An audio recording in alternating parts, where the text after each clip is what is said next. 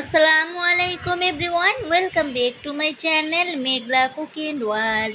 আজকে আপনাদের সাথে খুবই মজাদার আরেকটি রেসিপি নিয়ে হাজির হয়ে গেলাম। সেটা হচ্ছে উত্তরবঙ্গের রসুন দিয়ে গরুর মাংস রান্না করার রেসিপি। আসলে এই রসুন দিয়ে গরুর মাংস রান্না করাটা এখন উত্তরবঙ্গের মানুষরাই শুধু খায় না, প্রত্যেকটা জেলার মানুষই কিন্তু এখন রসুন দিয়ে গরুর মাংস এবং মুরগির মাংসটা রান্না করে খেয়ে থাকে। তো সেজন্য এই যে দেখুন, আমি একটি হাঁড়িতে 2 কেজি গরুর মাংস নিয়েছি, আর গরুর মাংসটা খুব ভালো করে একদম ধুয়ে নিয়েছি। তারপর গরুর মাংসের উপরে দিয়ে নিলাম 2 কাপ পেঁয়াজ কুচি। পেঁয়াজের পরিমাণটা একটু বেশি করে নিয়েছি।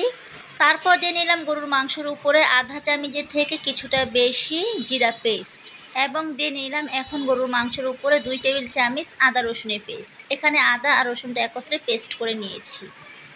এখন দিয়ে নিচ্ছি গরুর মাংসের উপরে স্বাদ মতো লবণ, আর দিয়ে নিব এখন মাংসের উপরে প্রায় 2 টেবিল চামচের মতো লাল মরিচের গুঁড়ো।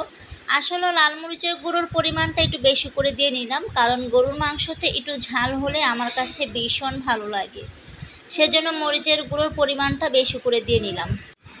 এখন দিয়ে নিচ্ছি মাংসের উপরে 1 টেবিল চামচ মাংসের মশলা, আর দিয়ে নিচ্ছি এখন 1 টেবিল চামচ হলুদের গুঁড়ো। এখন দিয়ে নিচ্ছি প্রায় আধা টেবিল চামচ ধনে গুঁড়ো। এখন দিয়ে নিচ্ছি মাংসের উপরে গোটা দারুচিনি, এলাচ এবং তেজপাতা। এখন দিয়ে নিব মাংসের উপরে পরিমাণ মতো রেগুলার রান্না করা সয়াবিন তেল।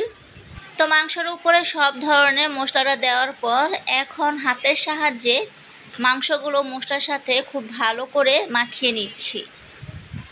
আমাদের ঘরে মোটামুটি সবাই কিন্তু গরুর মাংসটা খেতে পছন্দ করে। তো এই যে আলহামদুলিল্লাহ গরুর মাংসটা খুব ভালো করে মেখে নেওয়া হয়ে গেছে। এখন জাস্ট হাতটা ধুয়ে গরুর মাংসের উপরে অল্প একটু পানি দিয়ে নিচ্ছি, যাতে করে গরুর মাংসটা ভালো করে কষানো হয়ে যায়। এখন ঢাকনা দিয়ে রান্না করে নিব বলক আসার আগ পর্যন্ত। তো এই যে আলহামদুলিল্লাহ দেখুন, মাংসটা কিন্তু অলরেডি বলক চলে আসছে। এখন মাংসগুলো আর একটু ভালো করে নাড়া দিয়ে নিচ্ছি। আর আপনাদের কাছে একটাই অনুরোধ, যারা এখনও আমার চ্যানেলটি সাবস্ক্রাইব করেননি তারা প্লিজ দয়া করে আমার ভিডিওটি দেখে একটি লাইক দিয়ে আমার চ্যানেলটি সাবস্ক্রাইব করে দিয়ে আমার পাশে থাকবেন, এবং ছোট্ট বেল বাটনটি প্রেস করে রাখবেন। এতে করে দেখা যায় যখনই আমি কোনো নতুন ভিডিও আপলোড করব নোটিফিকেশন চলে যাবে সবার আগে আপনাদের কাছে। তখন আপনারা আপনাদের সময় এবং সুযোগ দুটোটা বুঝে আমার পুরো ভিডিওটি দেখে নিতে পারবেন ইনশাল্লাহ। তো গরুর মাংসটা নাড়া দেওয়া হয়ে গেছে, এখন আমি আবারও ঢাকনা দিয়ে ঢেকে রাখবো। তো এই যে আলহামদুলিল্লাহ গরুর মাংসটা একদম পারফেক্টলি ভাবে কষানো হয়ে গেছে। এখন গরুর মাংসের উপরে দিয়ে নিব আমি প্রায় 5 থেকে 6টি আস্ত কাঁচামরিচ, এবং দিয়ে নিচ্ছি এখন গরুর মাংসের উপরে 2টা গোটা রসুন, আর এটা হচ্ছে ইন্ডিয়ান রসুন। আসলে ঘরে দেশি রসুনটা ছিল না, যার কারণে আজকে ইন্ডিয়ান রসুনটা দিয়েই রান্না করে নিচ্ছি। তবে হ্যাঁ, যখনই ইন্ডিয়ান রসুন বা দেশি রসুনটা দিবেন, রসুনের উপরের খোসাটা ছাড়িয়ে তারপর রসুনটা ভালো করে ধুয়ে মাংসের উপরে দিয়ে দিবেন। তো এই যে দেখুন, রসুন আর কাঁচামরিচটা দেওয়ার পর মাংসের সাথে খুব ভালো করে নাড়া দিয়ে একটু মিশিয়ে নিচ্ছি। এখন দিয়ে নিব মাংসের উপরে ঝোলের জন্য পানি। আমি কিন্তু মাংসটা একদম কষা ভুনা করে রান্না করব, যার কারণে আমি এখানে কাচের মগের 1 মগ পানি দিয়েছি, বেশি একটা পানি দিলাম না। আর গরুর মাংসটা দেখবেন এমনি একটু কষা ভুনা করে রান্না করলে কিন্তু মাশাআল্লাহ খেতে অনেক ভালো লাগে। তো এই যে দেখুন, ঝোলের জন্য পানিটা দেওয়ার পর আর একটু আলতো হাতে নাড়া দিয়ে নিলাম। এখন ঢাকনা দিয়ে ঢেকে রাখবো।